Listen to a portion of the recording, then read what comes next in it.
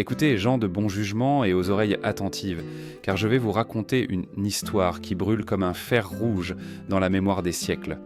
Entre les murs resplendissants de Constantinople, où les mosaïques brillaient d'or et de pourpre, se cachait un spectacle si infâme que même les Romains, maîtres des cruels jeux de sang, l'avaient interdit. Mais dans le vaste hippodrome, devant 80 000 âmes rassemblées, ce rite d'ignominie se répétait, nuit après nuit, et en lui des enfants à peine âgés de 10 ans étaient livrés au déshonneur et aux clameurs d'une foule assoiffée de perversion. Cette pratique fut nommée l'Eda et le cygne, et lors de son exécution, un enfant nu gisait sur la seule scène, tandis que des oiseaux dressés parcouraient son corps innocent pour en arracher des graines et de l'orge. La foule, ivre de spectacle, jetait des pièces de monnaie sur la chair enfantine comme s'il s'agissait de simples marchandises. Ce n'était pas un divertissement mais un trafic consacré par la loi, un marché ouvert de corps brisés, une industrie de l'humiliation.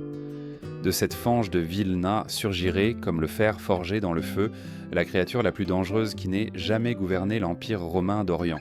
Cette enfant soumise aux rires et aux pièces de monnaie des puissants parviendrait à ceindre la pourpre impériale et à déclencher le massacre de 30 000 âmes. Son nom devrait être rappelé avec crainte et révérence. Théodora. Et sa vie, marquée dès le berceau par la douleur, montrerait comment le malheur peut engendrer des monstres qui modèlent le cours de l'histoire.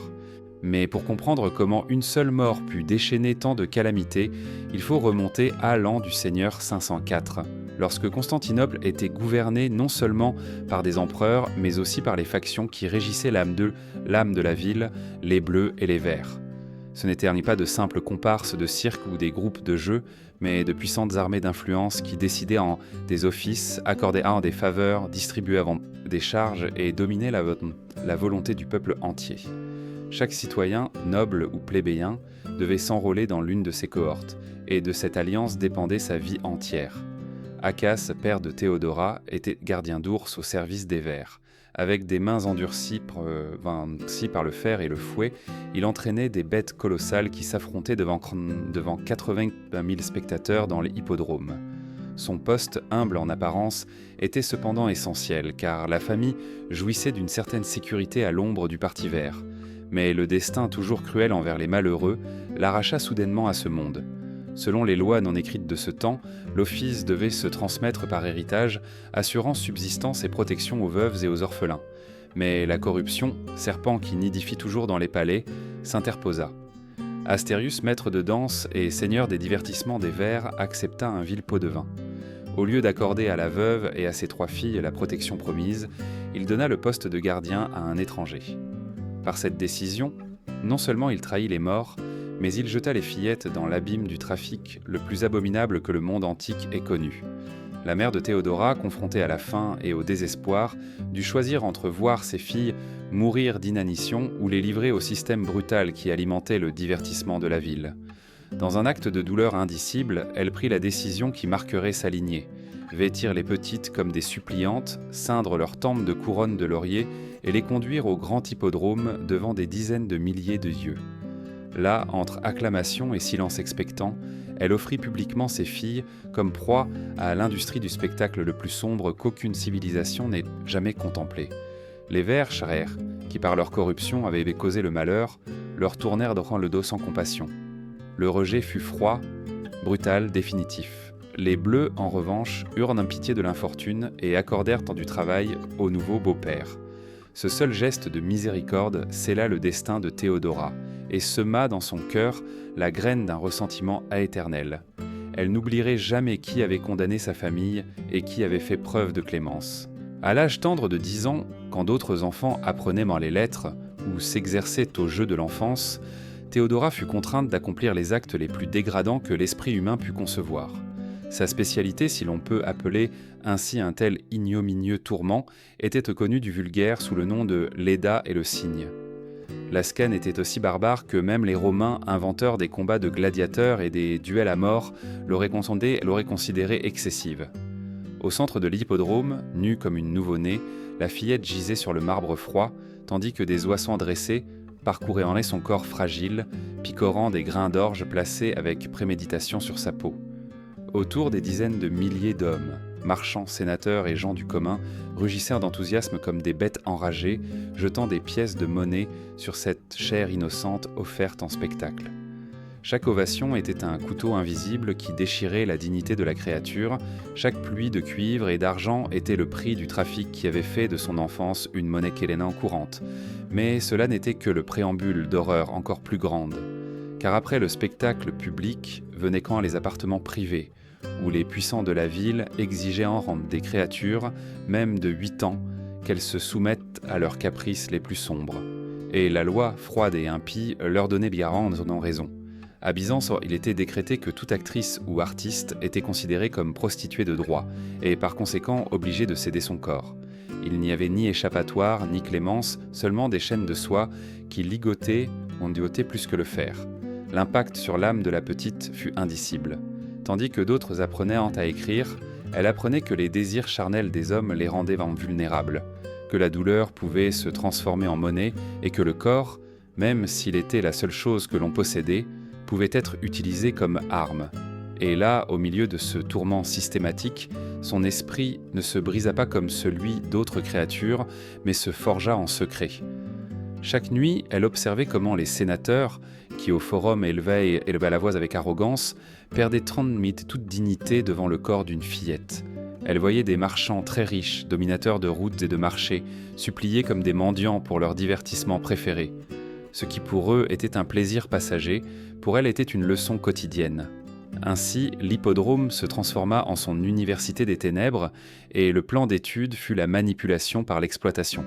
Là, elle apprit à lire non les lettres, mais les faiblesses du cœur humain, et chaque larme versée devint une leçon de pouvoir. De cette forge d'ignominie naquit la conviction qui la mènerait au sommet, car la mort de son père n'avait pas seulement été la ruine d'une famille, mais le premier maillon dans la forge de la femme la plus dangereuse de l'histoire byzantine.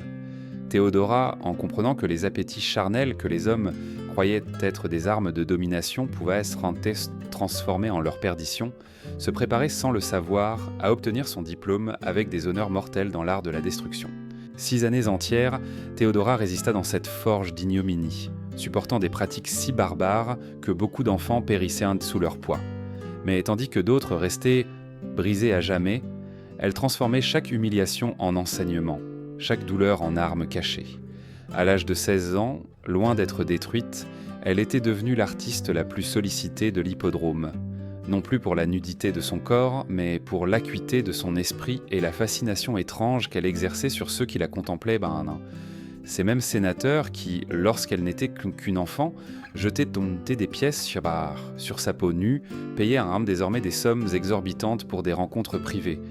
Ils croyaient acheter une courtisane, en vérité ils alimentaient la forge de leur propre bourreau. Ce fut alors qu'apparut une opportunité qui semblait une salvation, et qui allait la transformer en prédatrice. Essébol, gouverneur syrien de Libye et l'un des hommes les plus puissants des provinces, arriva à Constantinople à la recherche de divertissement. Quand il posa les yeux sur la jeune femme, il ne voulut plus la louer pour une nuit, mais la posséder entièrement. L'offre était inouïe. Quitter la misère de l'hippodrome et devenir la concubine personnelle d'un gouverneur avec des armées et des richesses. Pour celle qui avait supporté des années d'exploitation, le palais libyen se dressait comme un refuge doré. Ainsi, en l'an du Seigneur, 516, la jeune femme fut emmenée en Afrique. Pendant près de 4 ans, elle habita des palais couverts de marbre et de soie. Mais ce ne fut pas du temps perdu dans les luxes, mais dans l'apprentissage. Elle découvrit que les mêmes pratiques qu'elle avait subies pouvaient se retourner contre ceux qui se croyaient maîtres de son corps. Et Sébol, convaincu de la posséder, ne voyait pas que chacun de ses désirs était analysé avec la froideur d'un chirurgien. Théodora examinait quelle fantaisie le remplissait de honte, quel plaisir lui faisait perdre son jugement, quels excès pouvaient entraîner sa dignité jusqu'à l'humiliation. Chaque rencontre était une leçon de guerre psychologique, et chaque allaitement du gouverneur une confession de faiblesse. Le plus terrible qu'elle apprit fut la dépendance absolue des puissants lorsqu'ils tombaient prisonniers du plaisir. L'homme qui gouvernait des armées et des provinces se transformait en créature pathétique lorsqu'elle contrôlait l'accès à son délice. Là, dans ces chambres ornées d'or, elle comprit que la domination ne résidait pas dans l'épée ni dans le trésor, mais dans la capacité de soumettre l'esprit de l'autre par la chair. Mais elle commit une erreur fatale. elle utilisa cette connaissance pour influencer les décisions politiques d'Essebol. Quand il découvrit que ces décrets étaient dictés par la manipulation intime d'une femme, la fureur le dévora. Un jour enragé, il l'expulsa de sa maison en jetant ses affaires sur les sables ardents de Libye. « Dehors, indigne !» cria-t-il, et il la laissa seule sous le soleil implacable. Ce qui semblait la ruine totale devint la leçon la plus précieuse de son existence. Dépouillée de ses luxes, elle comprit qu'elle pouvait survivre et même triompher avec ce qu'elle avait appris. Le voyage de retour à Constantinople devint sa véritable initiation. S'embarquant de navire en navire, elle vendit son corps pour subsister, mais non plus comme esclave, mais comme maîtresse d'un art secret. Dans les cales étroites des bateaux, imprégnées de puanteur et de sueur, elle découvrit comment un marchand qui payait pour une conversation révélait les secrets de son commerce.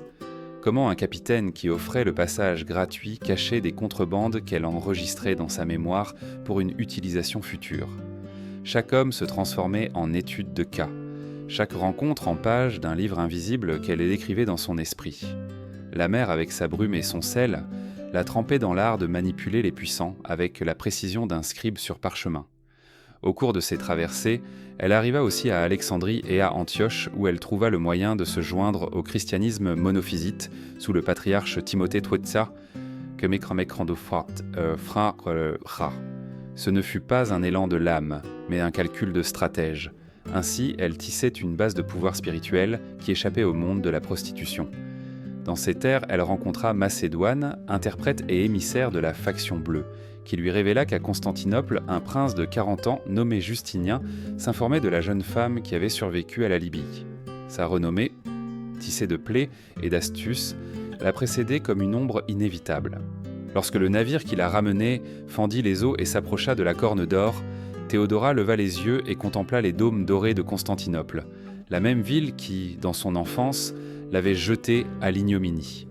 Mais elle n'était plus l'enfant sans défense conduite par sa mère à l'hippodrome, mais une femme trempée par les tourments et les trahisons, armée de secrets et de la science de dominer l'esprit des hommes. Ces pratiques barbares, qui auraient dû la détruire, avaient forgé en elle la créature la plus dangereuse que l'Empire connaîtrait. À Alexandrie, elle avait embrassé la foi monophysite, non par ferveur mystique, mais comme une ruse stratégique. L'hôtel devint un refuge qui lui octroyait un cercle d'influence indépendant des bordels et des Cécènes. Ainsi, la rumeur de son nom courait dans les ports et les villes. On parlait d'une femme qui avait survécu à l'esclavage, qui avait subjugué un gouverneur, qui comprenait comme personne les désirs et les faiblesses des pays des puissants. En arrivant à Antioche, elle rencontra Macédoine, danseuse et émissaire de la faction bleue. Ce fut elle qui, en confidence, lui révéla qu'un prince de 40 ans, neveu de l'empereur, s'était vivement intéressé aux histoires de cette ancienne actrice. Son nom était Justinien. Depuis le palais, il s'informait en détail sur la femme qui avait captivé et humilié Essebol, qui était revenue de l'exil avec des cicatrices transformées en armes. Ce que Théodora ne savait pas, c'est que sa renommée la précédait comme une ombre inévitable. Ainsi, lorsque, en l'an 522 du Seigneur, elle se présenta à une réunion de cour, son destin fut scellé. Justinien, en la voyant pour la première fois, crut trouver une simple beauté de femme. Il ne se doutait pas qu'il se trouvait face à quelqu'un qui avait passé 16 ans à perfectionner l'art de détruire les puissants. Le jeu de la séduction commença immédiatement, mais ce n'était pas une attraction commune, c'était une guerre intime, déployée avec la froide stratégie de celle qui a appris dans la chair à utiliser le plaisir comme une chaîne. Elle étudia ses penchants avec la même précision qu'autrefois elle examinait les clients de l'hippodrome. Elle découvrit son délice dans la conversation intelligente, cette même ressource qu'elle avait utilisée avec les marchands romains durant ses traversées maritimes. Elle perçut son besoin de connexion émotionnelle, la même faiblesse qui avait rendu dépendant le gouverneur de Libye. Et elle garda le silence sur la vérité la plus redoutable. Dans les nuits de désespoir à Alexandrie, elle avait appris à convertir son corps en instrument non seulement de survie, mais de domination absolue sur l'esprit des hommes. Justinien crut choisir de son plein gré le mariage, mais en réalité, il était programmé par chaque mot, chaque regard, chaque rencontre privée avec Théodora. Son obsession grandissait tandis que son jugement politique s'affaiblissait. Lorsqu'il annonça son intention de l'épouser, toute la cour éclata en scandale. Sénateurs et nobles se soulevèrent indignés à l'idée que l'héritier du trône unisse son destin à une femme qui autrefois avait gisé nue sur une scène. Mais cette clameur ne fit que révéler l'astuce de sa stratégie. Non seulement elle conquérait le prince, elle l'obligeait à choisir entre le respect politique et la passion qui le consumait. Et dans ce dilemme, l'addiction au corps qu'elle administrait avec une maîtrise calculée l'emporterait toujours. La loi byzantine semblait un obstacle infranchissable.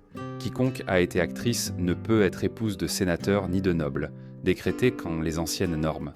La dégradation était perpétuelle, conçue pour empêcher que les artistes du plaisir n'atteignent jamais le pouvoir. Cependant, le véritable mur qui se dressait devant elle avait un nom, Euphémia, impératrice de lignée ancienne qui dans sa jeunesse avait aussi été esclave, mais jamais prostituée. Elle comprenait clairement le danger que représentait Théodora et s'interposa de toutes ses forces. Elle interdit que l'on discute de l'union, bloqua les réformes et la tint éloignée des cérémonies du palais. La confrontation entre les deux fut enflammée. Devant la cour réunie, Euphémia leva son doigt accusateur et proclama « Moi aussi, j'ai été esclave, mais je n'ai jamais vendu mon corps. Je ne permets pas qu'une telle femme règne à Byzance. » C'était la lutte entre deux histoires de douleur. L'esclave qui atteignit le trône contre la victime qui avait fait de l'humiliation son arme la plus létale. Mais en l'an 523, la mort soudaine d'Euphémia, dans son lit, sans maladie préalable ni témoin, dégagea le chemin. Beaucoup y virent une coïncidence, d'autres se souvinrent que les courtisanes vétéranes avaient enseigné à Théodora les secrets des poisons et des herbes, qui laissaient une mort sans trace. Que ce fût l'œuvre du destin ou de l'astuce, il est certain que la seule barrière s'effondra. En quelques heures, l'empereur Justin signait de nouvelles lois qui, écrites comme avec son nom gravé, abolissaient l'interdiction. Le chemin était ouvert pour que l'ancienne actrice, née de la fange de l'hippodrome, s'élève comme épouse de l'héritier et future impératrice de l'Empire. En l'an du Seigneur 525, la basilique Sainte-Sophie s'orna de marbre et de tapisserie pour accueillir des noces qui allaient l'année changer le cours de Byzance. Là, sous les arches sacrées et au milieu de chants solennels, Théodora marcha lentement vers l'autel.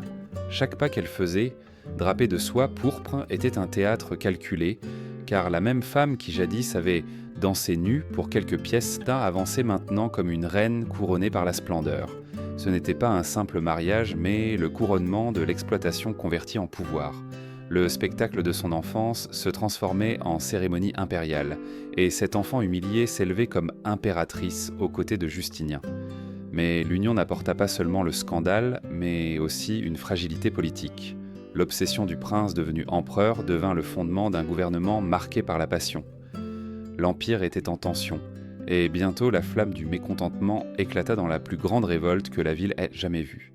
C'était en janvier de l'an 532 lorsque les Bleus et les Verts, rivaux éternels, mirent de côté leur inimitié et s'unirent dans une seule clameur qui résonnait dans les rues « Nika, victoire !» Mais ce cri n'était pas uniquement une protestation contre des tribus ou des décrets. C'était un défi à l'autorité même de Théodora, à la femme qui avait converti l'ignominie en pourpre impériale. Les foules se jetèrent dans les avenues avec fureur, incendiant maisons et temples. L'ancienne basilique Sainte-Sophie brûla jusqu'aux fondations et le Sénat fut réduit en cendres. Le sang coula sur les dalles comme un fleuve incarné.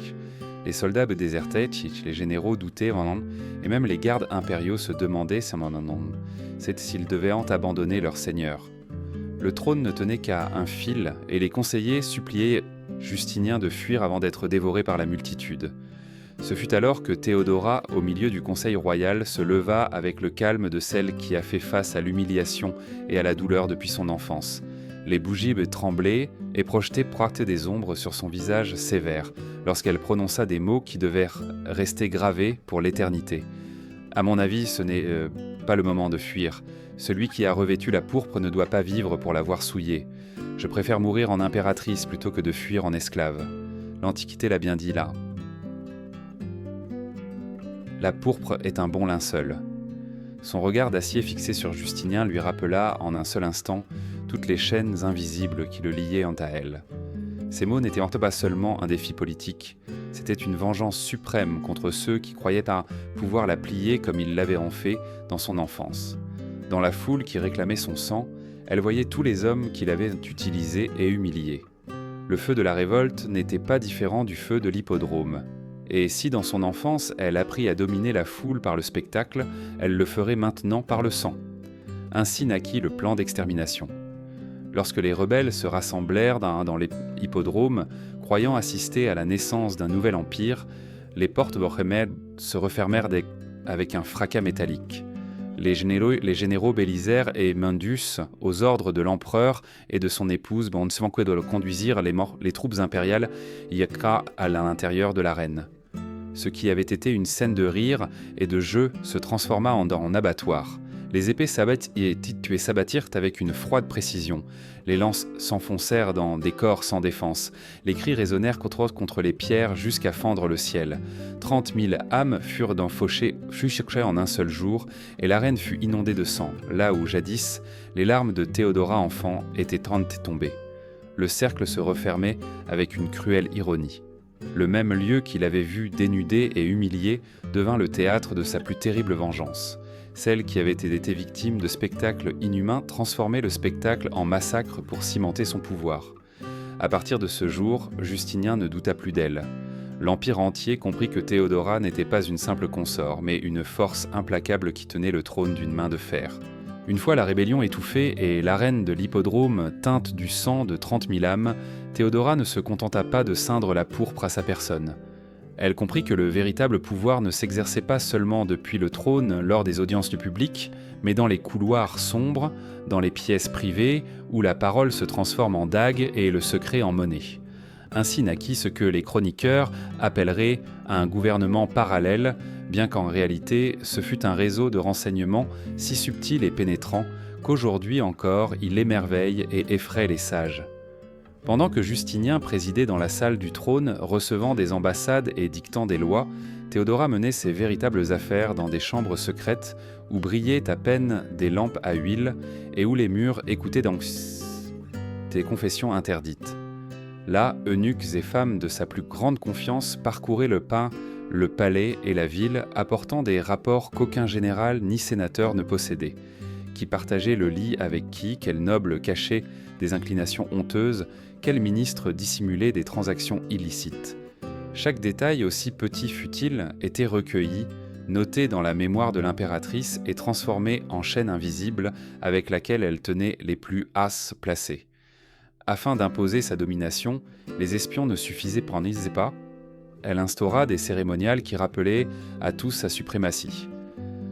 Sénateurs et prélats devaient se prosterner et baiser non seulement la dextre de l'empereur, mais aussi les pieds de l'impératrice. Le geste, humiliant pour des hommes habitués à commander, se transformait en symbole du monde à l'envers que Théodora avait édifié. Ceux qui un jour se croyaient chantres en maître de son corps s'inclinaient en certain maintenant devant son trône. C'était l'inversion parfaite de l'enfance perdue. Elle ne tarda pas à commencer sa série de coups mortels contre ceux qui osaient la contredire. En l'an 537, le pape Silvère, refusant de rétablir sur le siège un évêque allié de l'impératrice, fut accusé de trahison avec les Goths. Il n'y eut ni débat théologique ni conseil ecclésiastique pour le sauver. Des rumeurs sagement répandues et la peur des puissants suffirent à le bannir jusqu'à sa mort. Théodora avait appris dans son enfance que les hommes dominés par l'effroi acceptent toute accusation.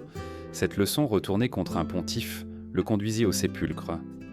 Plus féroce encore fut sa rivalité avec Amalasunthe, reine des Ostrogoths, femme de noble lignage, éduquée aux lettres et aux arts.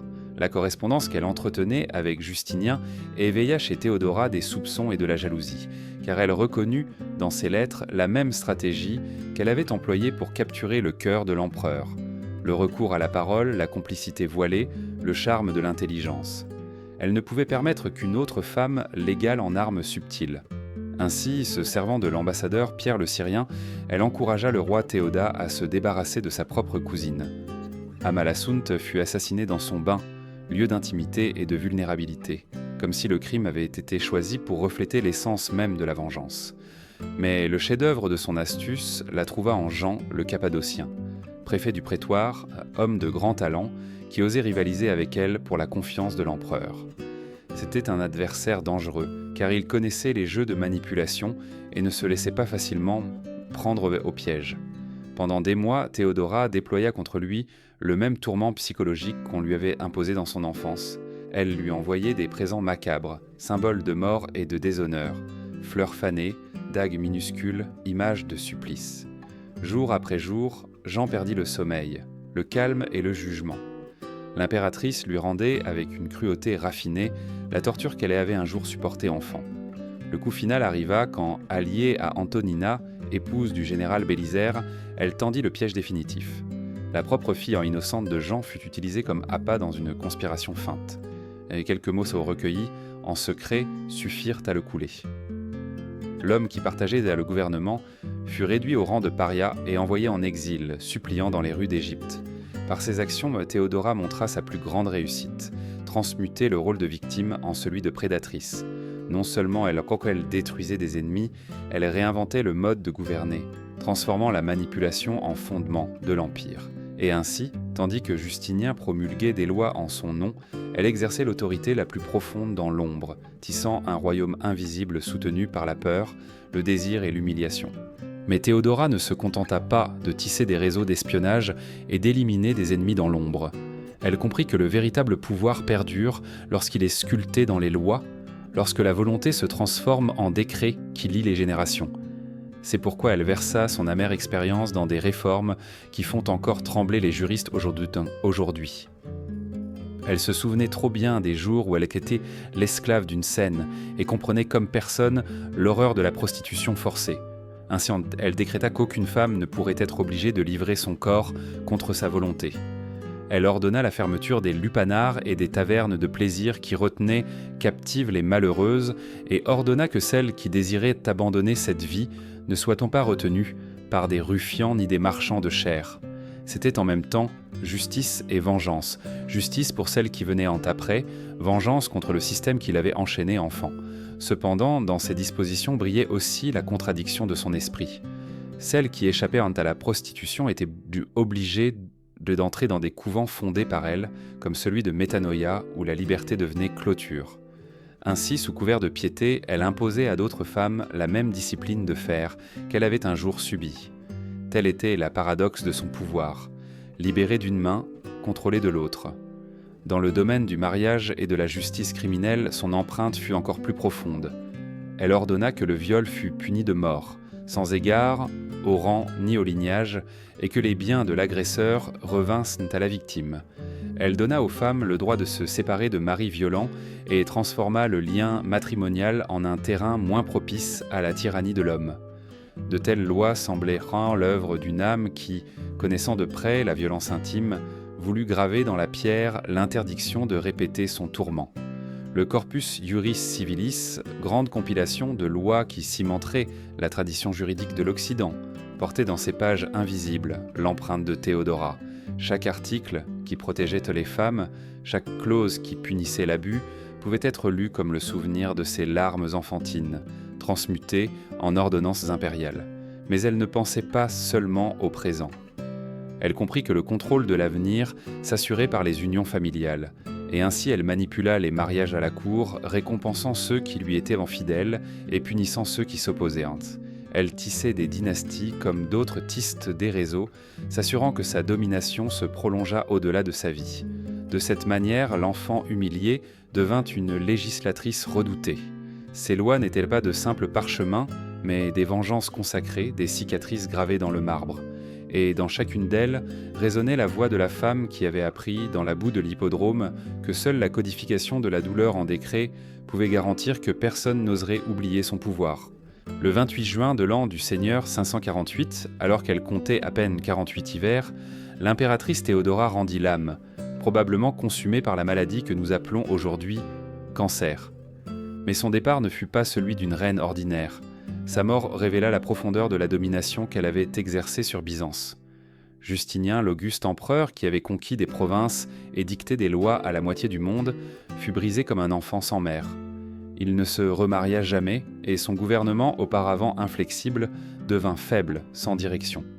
Les chroniqueurs assurent que pendant les 17 années qui suivirent, l'ombre de Théodora régna plus que la volonté de son époux, car l'homme qui fut son captif pendant des décennies ne sut plus gouverner sans ses chaînes.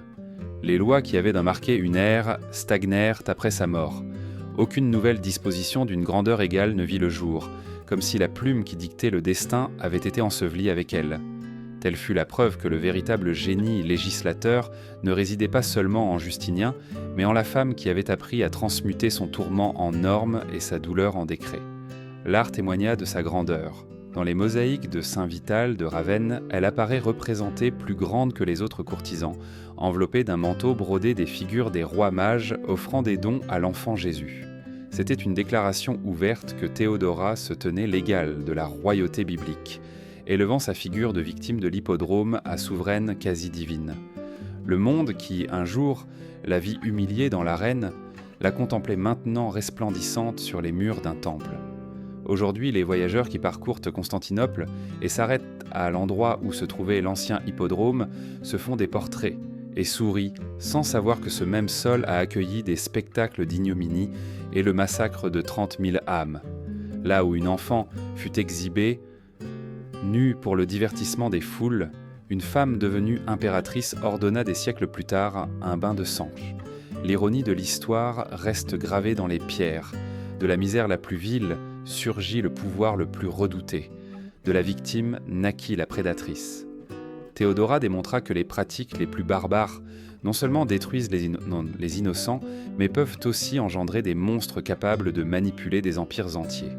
Et ainsi, son nom resta écrit en lettres de feu dans les annales de Byzance, comme un avertissement que la douleur, lorsqu'elle se transforme en arme, peut altérer le cours même de l'histoire.